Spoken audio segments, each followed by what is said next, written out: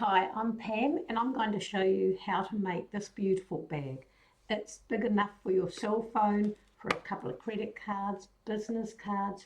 You can carry your cell phone, maybe a notepad, a couple of pens. So the front has a couple of pockets so you can put business cards, credit cards. Business card can go in there. Dome that shut. On the back you have the pockets here. Now this is big enough and safe enough for you to put coins in. You can put a number of things in here actually, a pad. Maybe if you have a small cell phone, that's where that could go. But you can put coins or little bits and pieces. There are D-rings on the side, little D-rings, so you can add a chain to it. And the handle, nice, solid, round handle, so it's comfortable to carry. You could extend the handle, I talk about that in the video.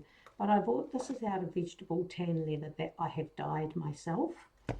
This one is out of lamb's wool, nice thick lamb's wool with pockets as well, just the same. This one is out of rabbit fur and vegetable tan leather. Absolutely fabulous pattern. Have a go, watch the video, see if it's something you'd like to do. Thanks for watching. This is what your pattern pieces will look like. Print them out and make sure you do the markings that I have for placements. Cut out all your pieces, dye them, do all your edges, and then we're ready for the domes. You have 4 sets of domes to put on, and these are for the pockets and the closing of the bag. Make sure you put the right part of the dome on the right part of the bag or the pocket so that when it closes you do actually get it closing the right way up. I'll do a little demonstration for you so you can see how each dome opens and closes for each pocket.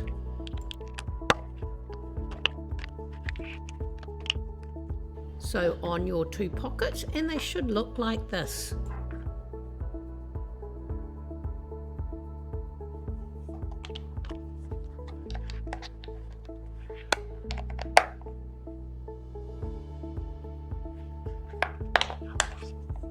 Now I'll just quickly show you one of these bags I've made out of rabbit fur, lined rabbit fur and vegetable tan pockets, just to show you what the pockets look like.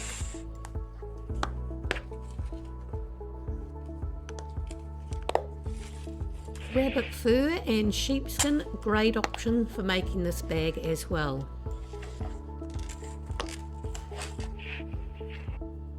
I just quickly do a stitch to hold those ends down before I do the rivets, just to make sure that the rivets are in nice and straight and in the right places. These stitches are removed, they are just holding stitches. So get those rivets in and then we're ready to hand sew the handle part on. This part's pretty easy and straightforward. I'll let the video do the talking for me. While I'm sewing the handle on, I'll just let you know how I dyed this. I actually did a soak in a water-based dye that was a very, very light grey. It made the back of it quite dark, and then I actually covered it with a yellow dye, then a brown dye, then I decided I didn't like the colour, so I put red on top, and that is actually how I got this look. I did give it a finish coat, and then I gave it a good coating of tokonole and dubbin. All the edges have been done with water and dubbin and tokonole as well. So that's how I got this beautiful look.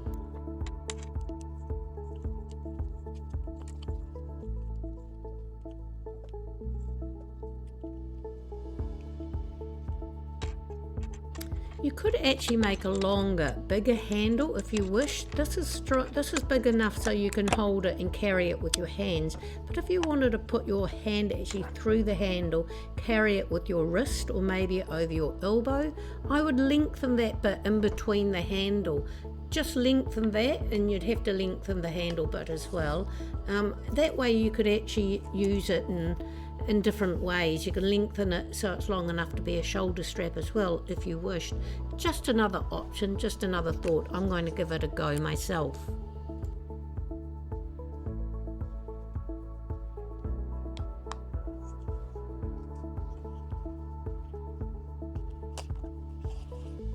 I've actually made this quite wide. It's to give the handle a bit of a nice grab, so it's like a nice circle round it. Yeah, like you could give it a bit of a squeeze and it's nice and soft, and it's not like a hard flat handle piece. It's more of a nice round handle piece. I just thought I like the softness of it and the roundness of it. That's why I added a little bit of width to it, so it gives you something, you know, decent to hold with your hand.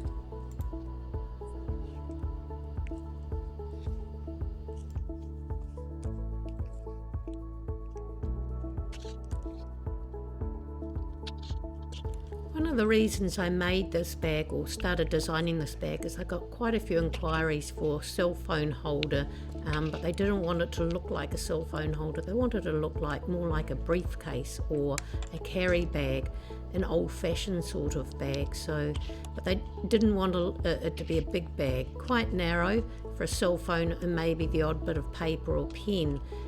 So that's how I came up with this design, from people just inquiring. So if you have an idea, let me know, and maybe I can actually come up with a design that might suit your needs. Nothing like a challenge, so I'm always up for a challenge. So if it's an idea you think nobody would consider, just ask me, I'll try.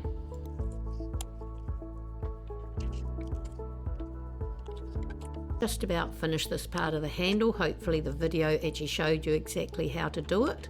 On to the next step now. Now we're adding the handle to the keeper parts. I actually find this is quite an easy part. I chose not to do the stitch holes around them. I am just using the double-sided rivets, but you'll see later on in the video there are stitch holes around the pattern which you can actually do. I also show you a sample of my ones that I've done. Here I'm showing you that I've put the rivets through the holes. They are silver double-sided rivets, that's the back of them, and then we'll come over to the front of them. We'll grab the keeper, the handle, and the keeper, I call that the keeper, and then I push one side over the rivets, the second side over the rivets, then I put the tops on the rivets and I push them down. Take them to my machine and cramp them. This is the pattern, so this shows you the stitch holes if you chose to actually stitch them on as well. And the picture on the right, that shows you one that I have actually stitched on, riveted and stitched on. So it's a choice. I chose not to do the stitching on this bag, but I've done it on one of my other bags.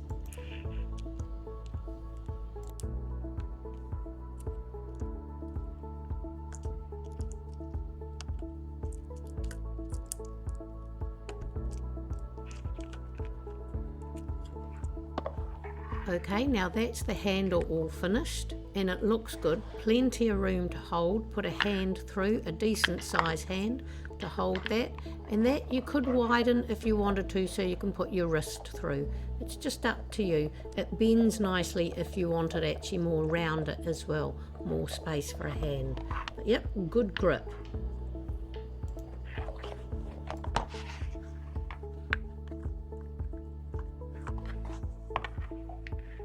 Next step is to top stitch around this flap. This is also a choice. Not everybody wants top stitching on their flap. I like it. I like top stitching everywhere. I wish I had actually done it around those keepers on the handle. So you'll find I do top stitching everywhere. I probably should have done it across the tops of those pockets as well, but I do like to give all my stitching a rub with a shine brush as well.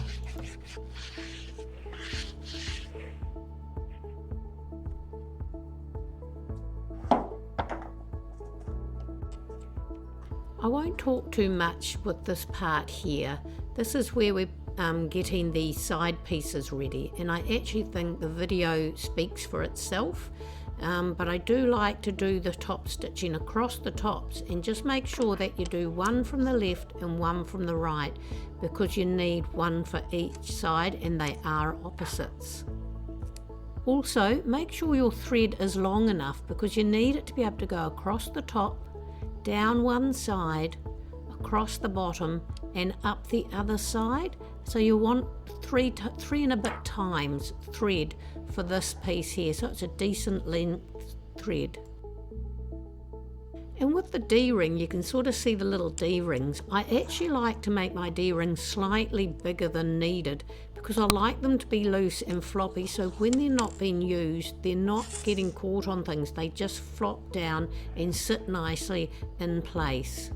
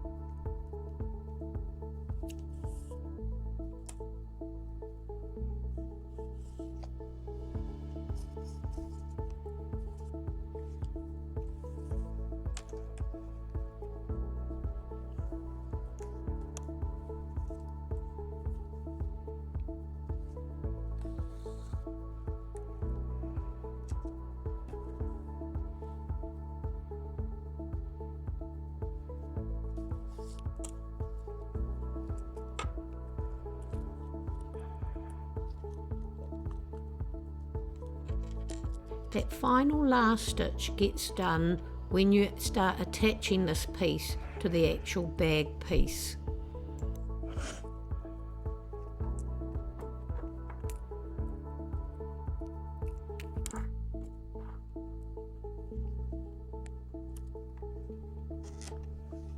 Here we go, left and right. This is what your bag should be looking like so far. Then the next step is attaching one of these sides. That flap is actually sewn on last, so don't make the mistake of trying to sew it on now. It makes it too hard.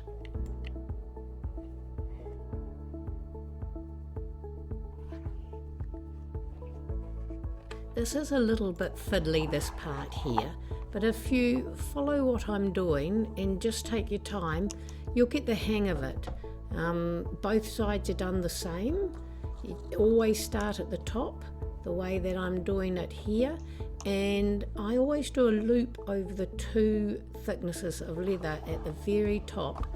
I just think that it stops, it sort of like helps reinforce it and stops it likely to tear down the stitch line. So I do one loop over and then I carry on stitching down and stitch down until you get to the very end.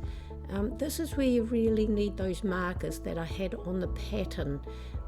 They sort of tell you what part of that piece, that side piece that joins onto the main piece of the bag. You can see the orange dots in the picture just that I've put up now, and that's how you know where to stitch which hole. If you mark them on your leather, it should work out totally fine.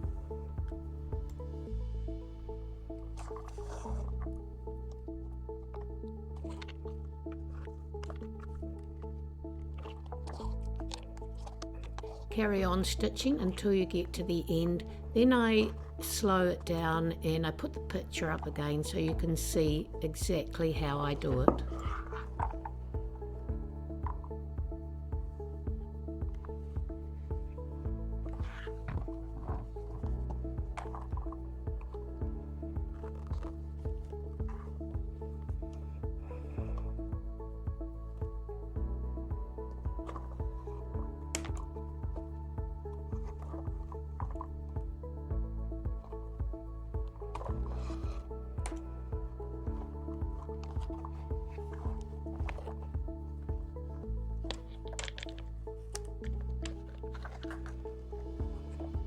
Give the leather a little bend just to make the stitching process easier for yourself.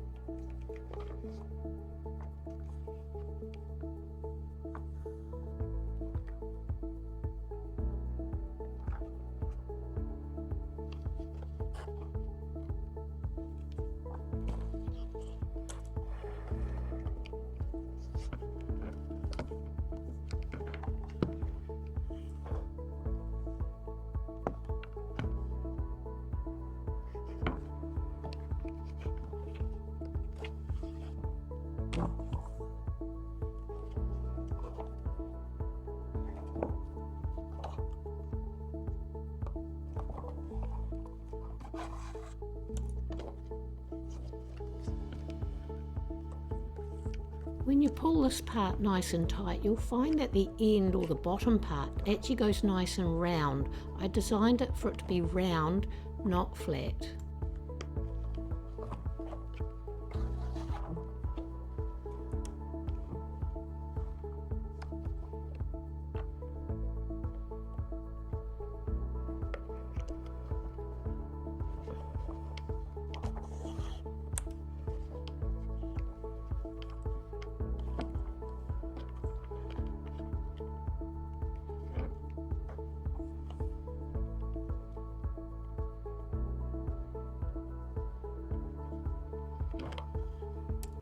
The next few stitches do get a bit fiddly, but take your time and you'll get it. You'll get the hang of it. The second side gets a little bit easier, but this is definitely the fiddliest bit of all.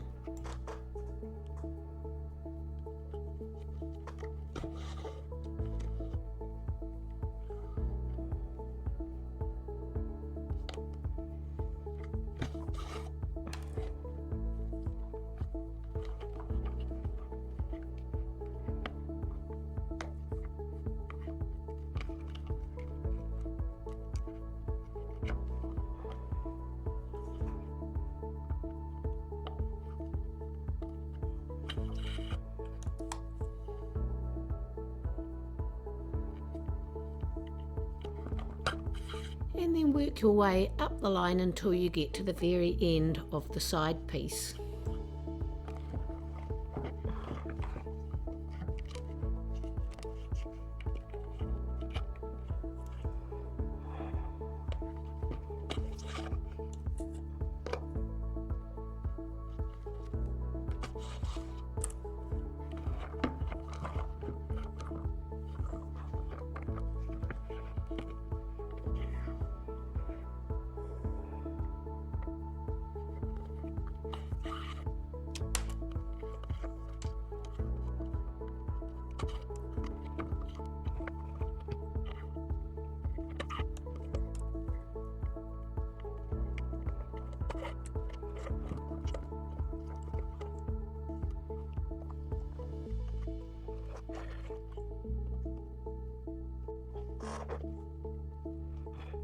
Here we are at the end, and I'm doing my stitch over that seam, over the 2 layers on the outside. I actually do it twice. I find this strengthens it, so that if it pulls on, it's nice and secure.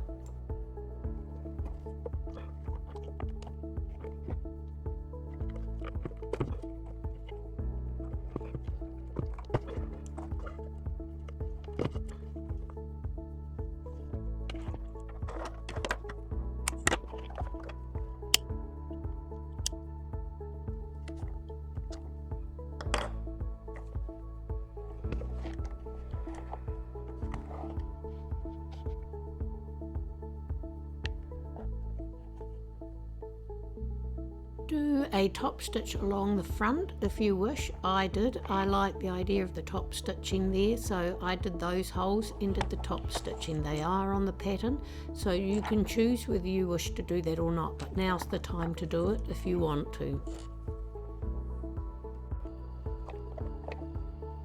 Add the second side using the same process that you used for the first side.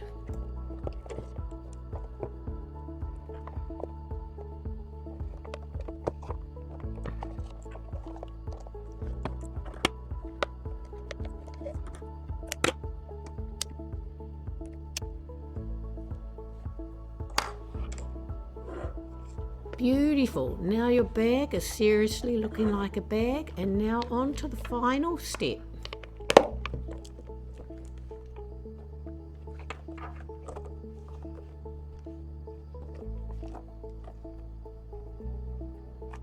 The D-rings are nice and loose and tucked in underneath the flap, so if they're not in use, they're well and truly out of trouble's way.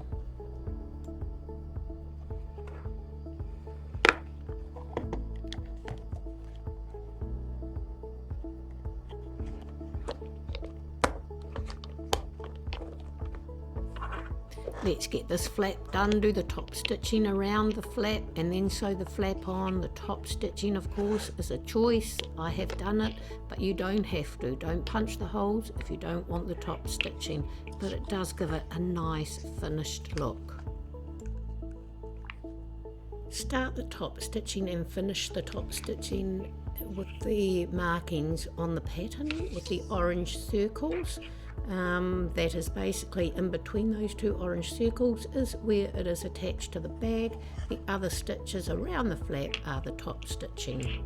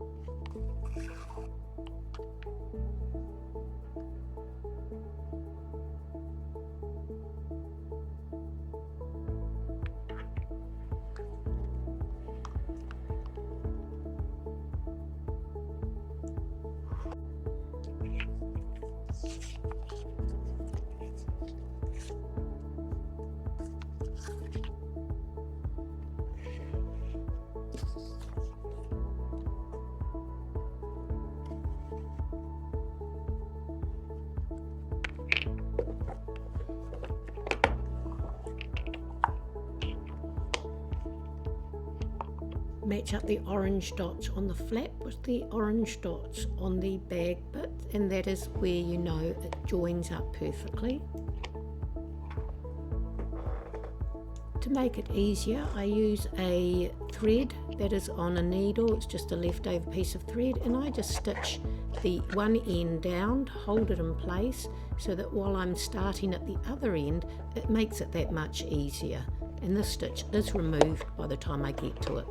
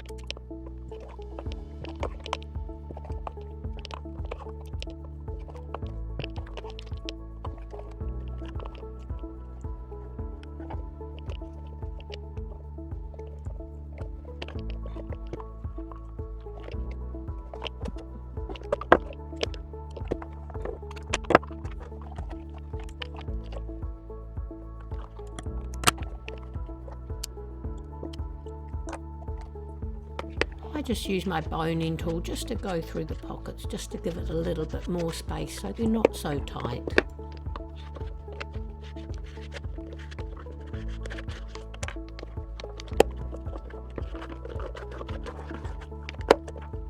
Now that is your bag completely finished. Isn't that nice? You can add a chain or a shoulder strap, or you can just carry it by hand, but use your other options. Try fur fabric, try lamb's fur, try even fabrics. It is a great pattern to have a play with. Thanks for watching another one of my videos. Hope you really enjoyed it. If you like the pattern, the link is in the description area. Till next time, have a great day.